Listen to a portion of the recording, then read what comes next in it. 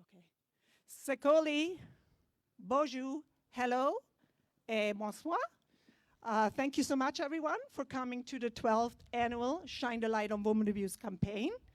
As you know, we're gathered on the traditional lands of the Anishinaabe, the Lenape, and the Haudenosaunee people on the shores of the beautiful Dejwansibi. The London Abused Women's Centre acknowledges the historical genocide and the ongoing injustices that Indigenous people endure in Canada. We accept to contribute towards revealing and correcting miseducation. We are dedicated to renewing and fostering respectful relationships with Indigenous communities, and we are grateful to have many opportunities to partner with Indigenous individuals, groups, and businesses in this area. Miigwech, Yako, Anishi, merci, and thank you. I would like to now introduce you to the Executive Director of the London Abused Women's Centre, Jennifer Dunn.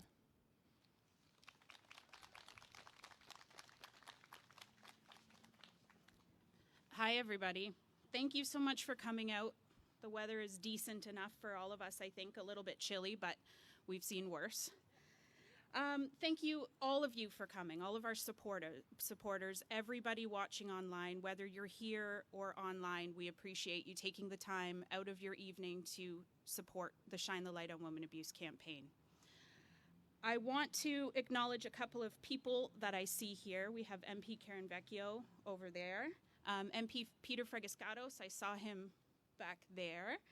MP Lindsay Matheson is here as well. We did receive a few regrets from MPP Terrence Kernahan and Peggy Sattler, who are in Queen's Park today. I saw the city councillor crew walking up as well. I see all of you there, and Mayor Ed Holder, you are here as well. Thank you very much for coming. So I think what we'll do is we'll start off with the mayor. If you would like to come up here. You have been a strong supporter of the London Abused Women's Centre for years. You've also been a supporter of the Shine the Light on Women Abuse campaign. You were a supporter in your role as MP, and you continue to support us as your role as Mayor of London. So if you would like to come up and say a few words.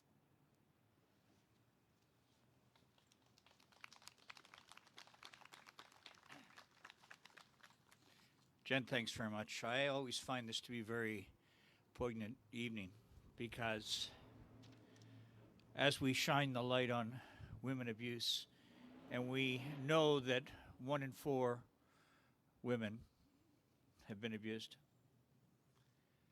usually by a domestic partner, it makes me reflect, and some of you know my story. My own sister was killed as a result of a domestic abuse situation. So I take this extremely seriously because that vulnerability should never have happened. The support that I should have given her was not strong enough. So when I see you here and the statement that you make by being here, and I look at my colleagues, so many of my colleagues from council who are here. We've already mentioned our federal friends who are here, and that's important. But I look around and you'll see all of our council colleagues, because it's important to them as well. We all live in this city. We all care about what happens in our community, and it starts so much by you being here and showing your compassion and your passion for not just a cause, but for the right thing. So may I say thank you for caring as deeply as you do, to my council colleagues for being here and extending your support to what is more than a cause. And to me, it's so much more. So thank you for this. I could say it 100 times, and it wouldn't be enough. Because the fight that we fight against women and girl abuse doesn't start today. But it gets reinforced today. It gets reinforced because you're here, because you care. It gets reinforced because our voices together can make that difference. And isn't that our obligation as a caring community? To make that difference? I sure hope so. But where I'm heartened is when I see the people in the park tonight. Where I'm saddened is when I see my sister amongst these women with real names. They were real people.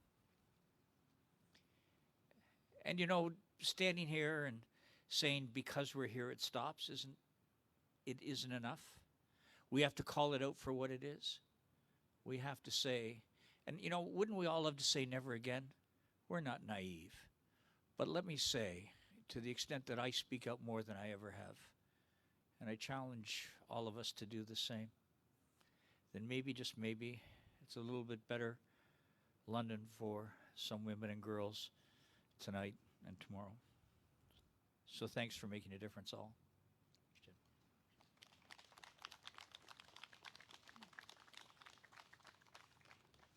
Thank you, Merit Holder. I just saw MPP Teresa Armstrong there as well, so I would like to point her out for being here as well. So we also have the police chief here. And so we have had, the London Abused Women's Centre has had a very long-standing positive relationship with the London Police Service. Chief Williams, would you like to come up and say a few words?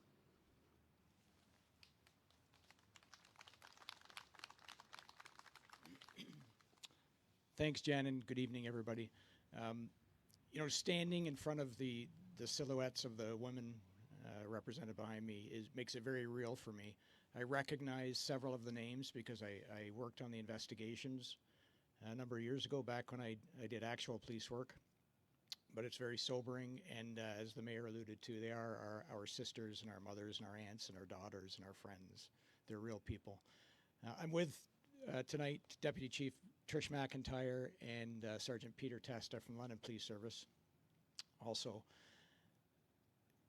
so far this year, we have investigated almost 6,000 incidents of domestic violence. That is 6,000 too many, but we know that the vast majority of domestic violence incidents aren't reported.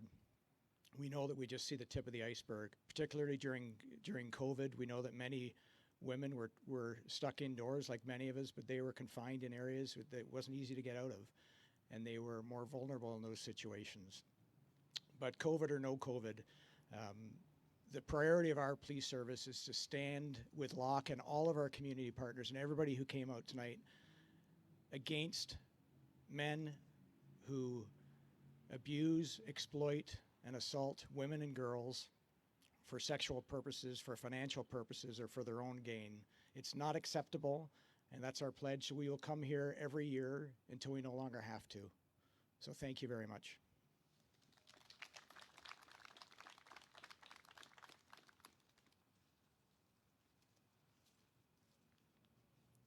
Thank you. Thank you for the work that you do to support women and girls in our community. So we have an incredible amount of supporters and sponsors for this campaign. Our title sponsor this year is Bob Gallant from Gallant Wealth. Bob, you have supported us for 4 years now, and you continue to come back year after year, and we appreciate it very much. I'm wondering if you would like to come up and say a few words.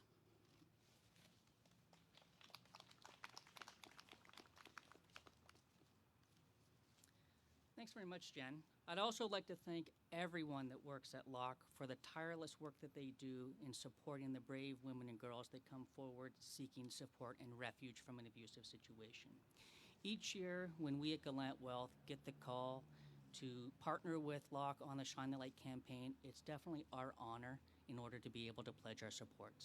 This is a cause that's very near and dear to my heart, and so we're happy to help in any way that we're able to do so. It's with a great deal of gratitude that each year I can see the Shine the Light campaign continue to become more and more successful. But at the same time, we also see the number of calls coming into the center increasing as well. So it's obvious that we still have a lot of work to do. And it's something that we still need to continue to raise awareness. We still need to continue to raise funding so that the people at Locke continue to support those in need that are coming forward for help. I mean, after all, it's our right as a society for each one of us to be able to live a life free of fear and abuse. And let's all work together so that we can help Locke accomplish just that. Okay, thank you very much.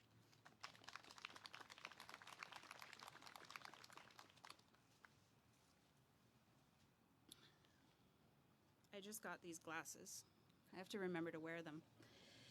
So, the purpose of the Shine the Light on Women Abuse campaign is to shift the blame and shame that women may feel from their shoulders to the shoulders of the perpetrator of the abuse.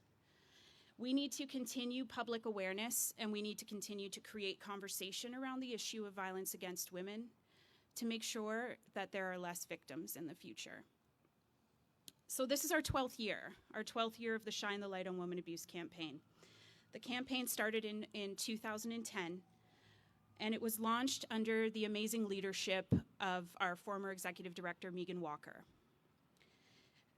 Between Megan and the board of directors, they came up with the idea for the Shine the Light on Women Abuse campaign.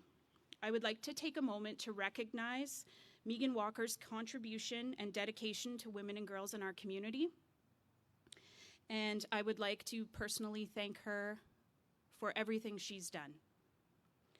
I would also like to recognize the London Abused Women's Centre Board of Directors. I know some of you are here today. And for the staff team who push and fight every single day to help women, to meet them where they're at, to provide them with the support that is needed to help end violence against women. Thank you for your ongoing commitment to women and girls in our community. So the Shine the Light on Women Abuse campaign runs the entire month of November.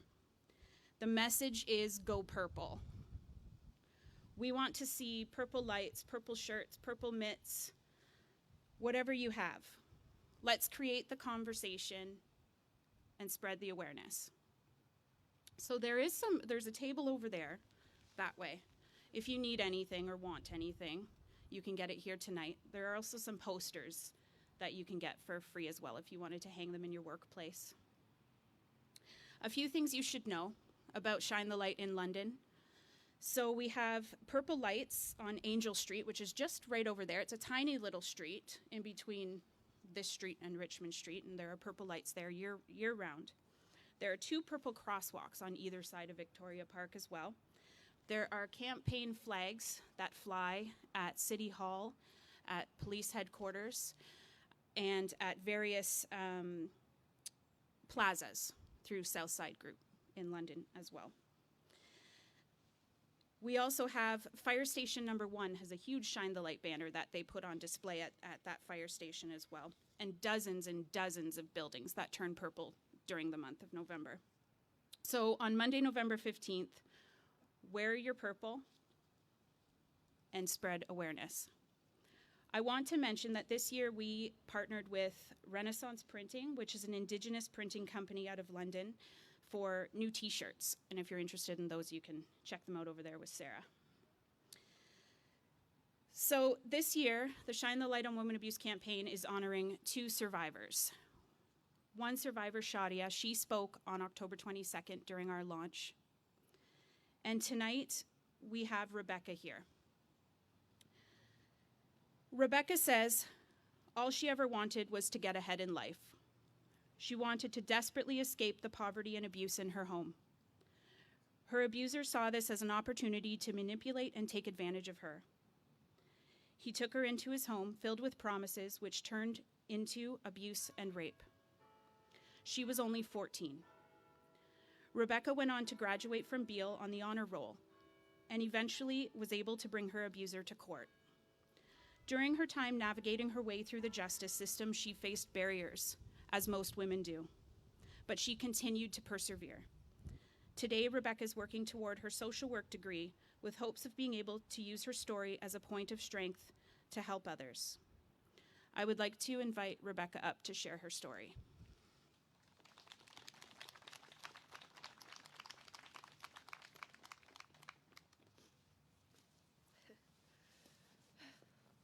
Sorry, it's on my phone. doing the modern thing and reading it off the phone. I've gone over this 1,000 times, and I didn't think I'd be so emotional, but when you get in the moment, it's a whole nother thing. So anyway, thank you all for coming out tonight and supporting the Shine the Light on Woman Abuse campaign. I want to take this opportunity to share some perspective on the hard realities of recovering from long-term abuse, as well as ways that the court system only worsen these realities for survivors. Though all cases are unique, I'm a statistic. I have several qualities that contribute to someone being more likely to experience abuse. I'm a woman. I grew up in poverty with a dysfunctional home where I faced neglect, with multiple unstable father figures, and parents with minimal education. I was also molested before the age of 6, making me the perfect target for a child predator during my adolescence, and ultimately resulting in 6 years of severe physical, sexual, and emotional abuse during that time. Facing abuse was something that ran in my family, which is exemplified in that the red lady at the end there, Debbie Devine, was my aunt. She was only 2 years older than I am now when she was murdered by her common-law partner in 2005. But regardless of these factors, please keep in mind that abuse can happen in any setting, rich or poor, stable family or not. So don't let someone's seemingly good circumstances allow you to ignore potential signs of abuse.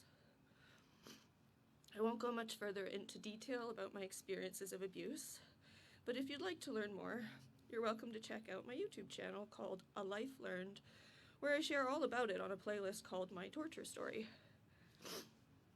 I finally escaped the abuse in 2011, but unfortunately I carried some of the toxic behaviors I experienced with me. In my first relationship as an adult, I came to find that I was becoming the abuser myself. I never physically harmed him, but my interpersonal skills were so shattered, mangled, and underdeveloped that emotional abuse was nearly all I knew. In that way, I would like to invite everyone here to take a moment to reflect on just how easy it can be to emotionally abuse someone, and likewise to find yourself in an emotionally abusive situation. It's one of the most common forms of abuse, and yet often least recognized among campaigns like this, but just as harmful and immoral as any other. An important resource I feel would have made a significant difference in my situation was therapy. I was someone in need of therapy long before the 6 years of severe abuse, so lack of access to this resource left me vulnerable and easily re-victimized. Fortunately, I did find help in my early adulthood, and in doing so, learned that my behavior was abusive and needed to change. This initial help came from therapy sessions offered at UWO while I was a student there. At that time, I still cared for my abuser, so after learning about my own abusive actions, I actually went to him and asked him to seek help. Though big surprise, he refused. Once I began my court case, I then joined a group therapy program offered at Victoria Hospital, though as far as I understand, it has long since stopped running due to lack of funding. But I have that program and the therapists that were involved with it to thank for helping me realize I needed to report my abuser. They helped me see that he had no intentions of changing or recognizing the harm he was causing, the way I had in taking therapy. But to be clear, though I know I technically did the right thing by reporting what he did to me, I can't lie either. As someone looking back on a very long, dragged-out court case, I genuinely feel like I wasted most of my life and time pursuing legal action. I try to be positive, or at least mindful, about the fact that reporting him did take at least a few years of his freedom and put him on the sex offender registry. But can you believe that they have a time limit for that? I was quite shocked when the verdict was read out, and I learned that despite me being the second victim of this pedophile, they gave him a registry limit of just 20 years. So if he lives long enough, God forbid, he will be able to have the same freedoms he previously did, despite the atrocities he had repeatedly committed. Aside from this, though, the most painful truth I learned through my court experience is that victims and witnesses are too often regarded as mere objects of evidence. The entire court process is designed to cater to the accused, often ignoring the humanity of others involved in the case. And I don't really know how this could be done, but a good start to address this would be seriously overhauling the Victim Witness Support Office to specifically address ways to ensure victims and witnesses genuinely feel they are being treated with dignity. Though I should be clear that it should be noted that I actually got really lucky with my case. I ended up being interviewed by one of the most compassionate police officers I've ever met, Officer Tia Sutherland. And my case was hand-selected by Crown Attorney Mary Potter. One of the main reasons my experience was bearable at all was because of how humanely and compassionately both of these two women treated me throughout the whole process. But from speaking with other survivors, my understanding is that such treatment isn't necessarily common across all cases. Those entrusted with cases like mine need to be prepared to do more personal, empathetic, and intimate work.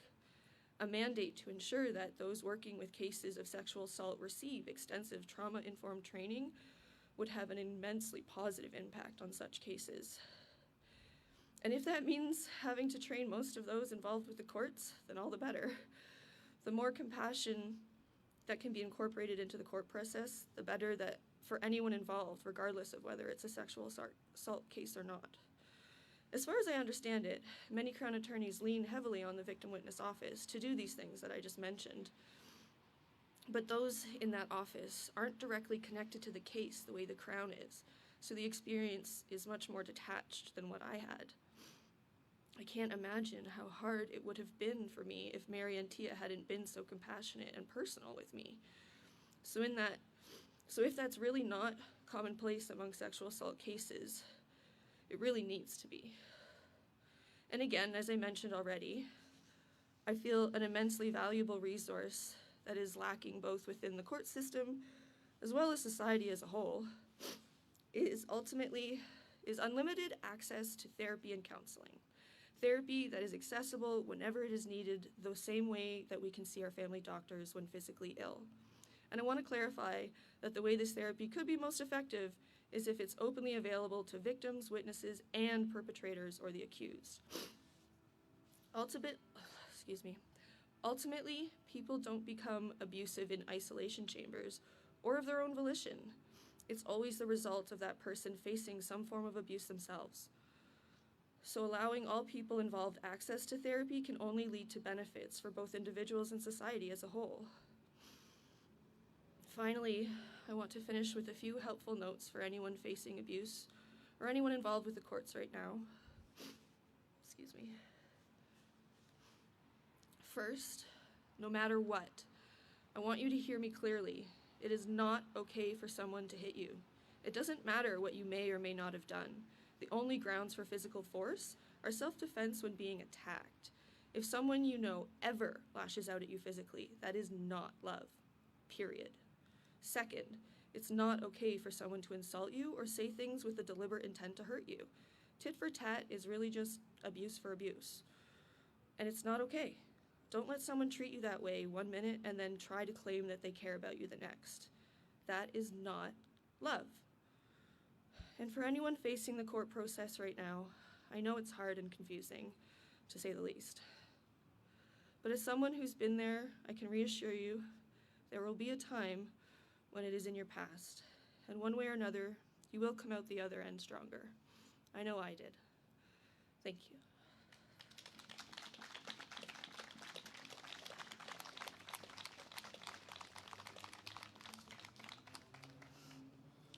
Thank you, Rebecca. Your strength and determination are unremarkable. Thank you. Fabienne, our campaign coordinator, how are we doing for time? We're good. Okay, so we're going to light the tree now, then, and I would like Fabienne to come up and do that with Rebecca. So thanks everyone again for coming out, and we're gonna count down from 5 on the and light the tree of hope. Just very quickly, please keep connected and check out what else is going on during the month of November. November 15th is Wear Purple Day. So please make sure you show your support by simply wearing something purple, a scarf, a hat, socks, and share it on social media. So other than that, we have more events coming up that we will be sharing with you. Check out our socials. Be sure to connect. And I would now ask Becca, we're going to count back from 5. And then, Becca, all you have to do is press that button down, and we will illuminate the Tree of Hope in search of changing the lives of abused women and girls by having the support of the community. So, are we ready? All right. 5, 4, 3, 2, 1. Woo! Thank you so much, everyone. Please feel free to mingle a little bit. We have a table to your left, my right, that has some merchandise as well as posters, if you want to take some posters. Thank you, everyone who came out today. Okay.